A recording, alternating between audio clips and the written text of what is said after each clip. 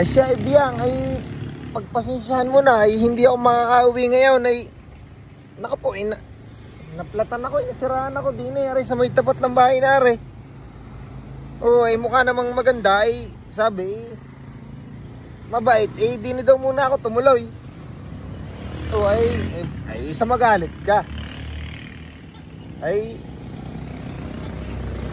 dini na nga muna daw. O hanggang umaga na lang daw muna ako din eh. At dini naman ay komportable. Ang ganda ng bahay. O ayan kita mo ang ilaw ay kumpa sa atin ang ilaw natin ay mag-aagiw ang ilong. Ay huwag ka nang magalit. Ay siya, sige na. At kuhan ay wala eh. Nasiraan ako din eh. Ay gabi na.